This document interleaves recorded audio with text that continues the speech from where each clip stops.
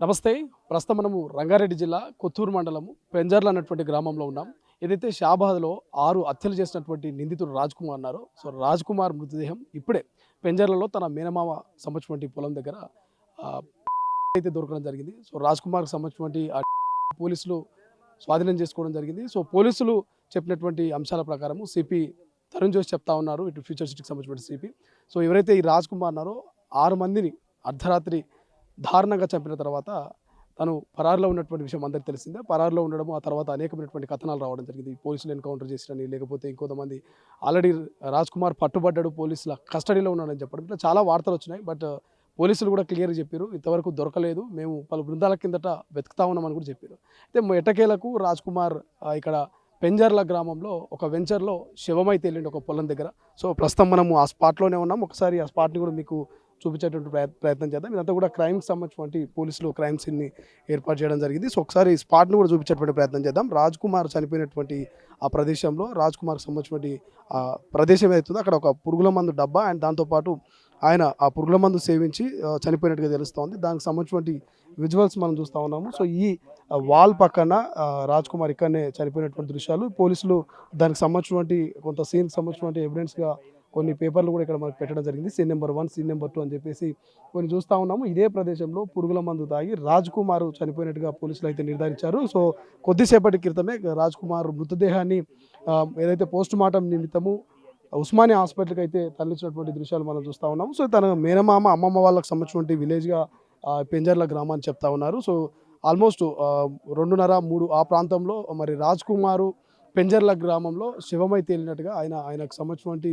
పూర్తి సమాచారం పోలీసులకు అందడం, పోలీసులు ఇక్కడికి వచ్చి అసలు ఏం జరిగిందని ఎంక్వైరీ చేయడం జరిగింది. సో రాజ్ కుమార్కి సంబంధించి రాజ్ కుమార్ ఎప్పుడైతే 6 మందిని అత్యంత దారుణంగా చంపాడో అప్పటి నుంచి ఆయన పరారులో ఉండడము, ఆ తర్వాత పోలీసులు వెతకడం జరిగింది. సో ఆయన వాడినటువంటి కారును కూడా ఇటు చేగూరు ఆ ప్రాంతంలో కారును వదిలేయడం, అక్కడ నుంచి ఇక రాజ్ కుమార్ బస్సులో ప్రయాణించినట్టుగా ఆయన దగ్గర కొన్ని బస్ టికెట్లు, ఒక 2-3 బస్ టికెట్లు కూడా లభ్యమైనట్టుగా పోలీసులు చెప్తా ఉన్నారు. అండ్ దాంతోపాటు ఆయన జేబులో ఒక ₹120 నగదు కూడా లభ్యమైనట్టుగా పోలీసులు చెప్తున్నటువంటి పరిస్థితి మనకు కనిపిస్తుంది. ఈ రాజ్ కుమార్కు ₹2,00,00,000 అప్పు ఉన్నట్టుగా, అంటే కోటికి పైననే అప్పు ఉన్నట్టుగా కొంత పోలీసు ఇన్వెస్టిగేషన్లో తెలిసింది. సో జల్సాలకు పాల్పడము, కొంత అమ్మాయిల పట్ల అసభ్యంగా ప్రవర్తించడము, ఏదైతే మైనర్ అమ్మాయి ఉందో మైనర్ అమ్మాయి పట్ల కూడా గతంలో ఈయన అసభ్యంగా ప్రవర్తించడము, గతంలో ఇంకొకసారి పురుగుల మందు తాగి సూసైడ్ చేసుకునేటువంటి ప్రయత్నం చేయడం, అప్పుడు హాస్పిటల్కి వెళ్ళడం, ఇదంతా కూడా రాజ్ కుమార్కి సంబంధించినటువంటి పూర్తి సీన్ అంతా కూడా పోలీసులు చెప్పేటువంటి ప్రయత్నం చేశారు. సో చాలా వరకు 6 మందిని ఇంత అత్యంత దారుణంగా చెప్పినటువంటి రాజ్ కుమార్ను ఎన్కౌంటర్ చేయాలని, లేదంటే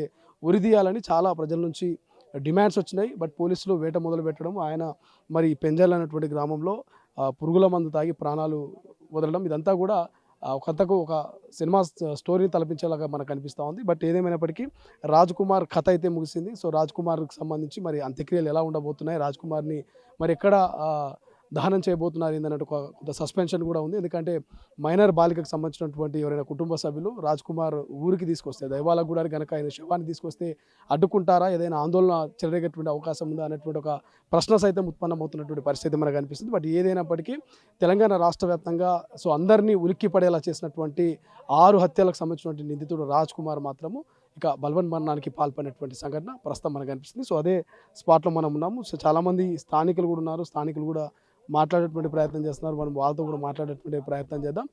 పెంజర్ల గ్రామానికి సంబంధించిన సర్పంచ్ ఉన్నారు, వారితో కూడా మాట్లాడేటువంటి ప్రయత్నం చేద్దాము. సో స్థానిక సర్పంచ్ గారు ఉన్నారు, వారితో డిస్కస్ చేద్దాం.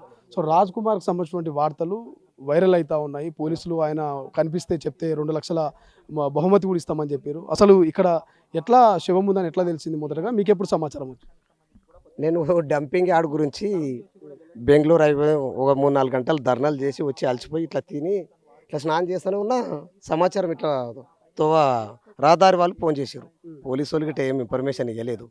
అయిపోయిందని ఏదో అయిపోయింది, చంపినట్టు రావు ఇట్లా చనిపోయారు అనేటకల్లా మాకు ఎంబడి వచ్చేటకల్లా పండబెట్టారు.